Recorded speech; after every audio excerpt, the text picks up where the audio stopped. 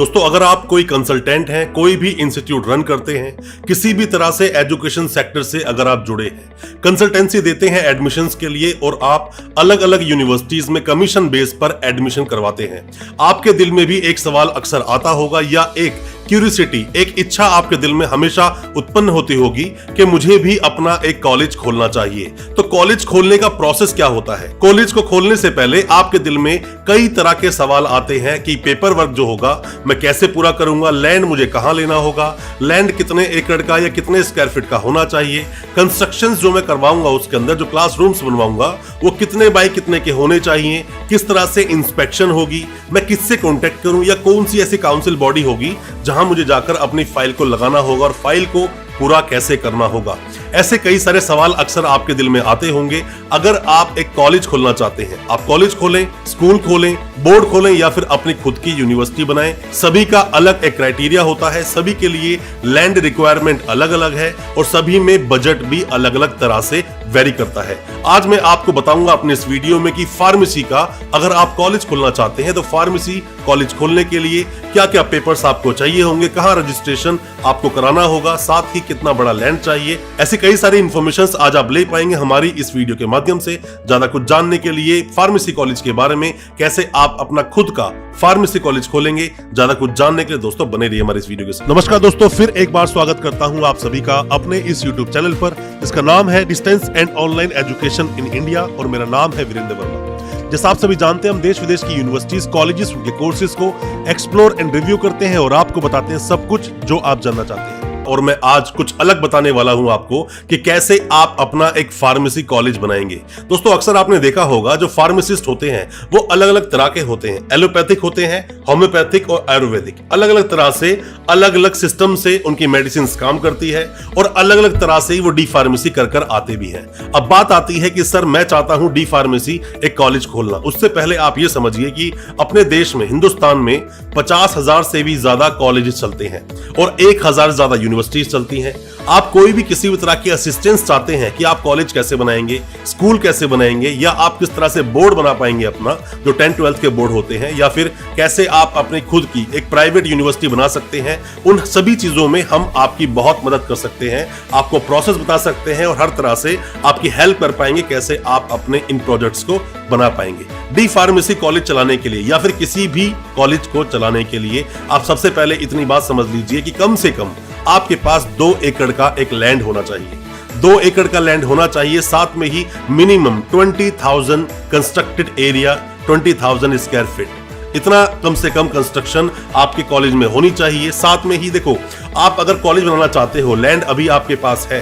तो बेहतर होगा पहले वहां पर एक एक्सपर्ट की इंस्पेक्शन कराएं और उससे पूछें कि फार्मेसी कॉलेज बनाना चाहता हूं, लैब मैं किस तरह से बनाऊं। क्योंकि लैब की अगर हम बात करें, अगर सिर्फ आप डी फार्मेसी कोर्स चलाना चाहते हैं तो वहां पर 4 लैब से भी आपका काम चल जाएगा, पर अगर आप वहां चाहते हैं डी फार्मेसी और बी फार्मेसी दोनों की लैब बनाना, तो कम से कम 10 से 11 लैब आपको जरूरत पड़ सकती है। और साथ में ही जितना भी आप कॉलेज में कंस्ट्रक्शन कर रहे हैं, बेहतर होगा एक एक्सपर्ट से उसका मैप बनाएं। इसमें हम भी आपकी मदद कर सकते हैं काफी तरह से। अगर हम दोस्तों बजट की बात कर लें, क्योंकि आज हम एक शॉर्ट एक आपको आइडिया दे रहे हैं किस तरह से आप अपना फार्मेसी कॉलेज बना पाएंगे। पहले 2019 तक फार्मेसी कॉलेज बनाने के लिए काफी खर्चा आया करता था, जिसमें से कि लगभग 20 से 25 लाख का खर्चा तो आपका ऐसे ही बच गया है जब से AICTE हटा है। 2019 तक AICTE का अप्रूवल लेना जरूरी होता था, AICTE की भी इंस्पेक्शन हुआ करती थी, वहां एक सिक्योरिटी अमाउंट आपको देना होता था, साथ में प्रोसेसिंग फीस आपको देनी होती थी जो आपकी अब बच गई है। अब सिर्फ और सिर्फ PCI को आपकी फीस जाती है, PCI में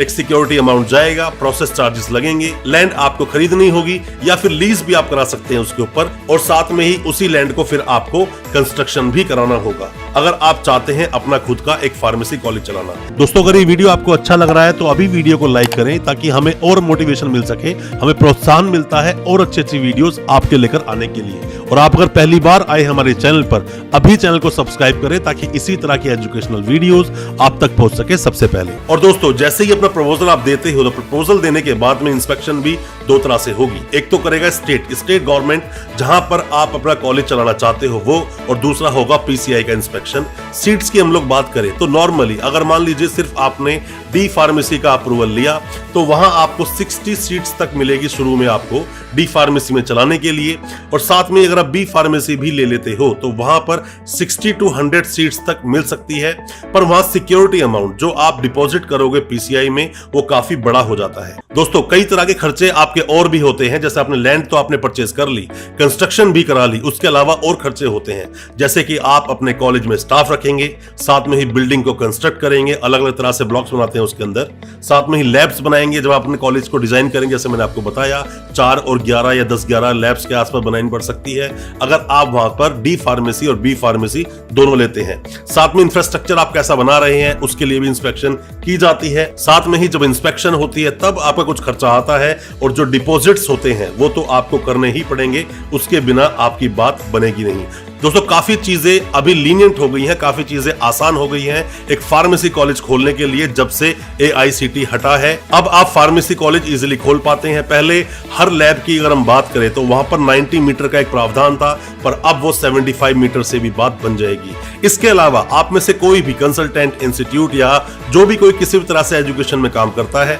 अपनी यूनिवर्सिटी भी बनाना चाहता है, तो भी अब डिस्टेंस का डैब की एक यूनिवर्सिटी बनाई जा सकती है जो कि 5 एकड़ में आप अपनी यूनिवर्सिटी बना सकते हैं। दोस्तों आप किसी भी यूनिवर्सिटी के कोई भी डॉक्यूमेंट्स वेरीफाई करवाना चाहते हैं, वेरिफिकेशन के काफी सारे प्रोसेस होते हैं, पर जैसा मैं हमेशा अपनी वीडियोस के माध्यम से बोलता हूं कि RTI एक बहुत अच्छा ऑप्शन होता है। गवर्नमेंट प्रोसेस के थ्रू आपके डॉक्यूमेंट्स वेरीफाई हो जाते हैं, फिर भी आप चाहे तो सीधा यूनिवर्सिटी से ही वेरीफाई करवा सकते हैं। यूनिवर्सिटीज अपनी वेबसाइट पर डिटेल डाल के रखती हैं, या फिर RTI लगवाएं, इसमें हम आपकी मदद कर सकते हैं। और अगर कोई भी डॉक्यूमेंट किसी भी यूनिवर्सिटी से आपने लिए हैं, अब फर्दर डॉक्यूमेंट्स आप निकालना चाहते हैं, माइग्रेशन डिग्री, LOR, ट्रांसक्रिप्ट कुछ भी निकालना चाहते हैं और आप यूनिवर्सिटी से बहुत दूर हैं, आप हेल्पिंग हैंड चाहते हैं, तो हो सकता है इसमें भी हम आपकी कोई मदद कर सके। कोई भी डॉक्यूमेंट्स जो आपके यूनिवर्सिटी में भी पेंडिंग है, और दोस्तों कोई भी आप मदद चाहते हैं वेस्ट प्रोसेस में या फिर डिग्री को वेरीफाई करवाने के लिए, आप हमसे भी कॉन्टेक्ट कर सकते हैं। कोई भी कॉलेज आप ओपन करना चाहते हैं, फिर चाहे वो पीसीआई से रिलेटेड हो, मतलब डी फार्मेसी, बी फार्मेसी आप चलाना चाहते हैं,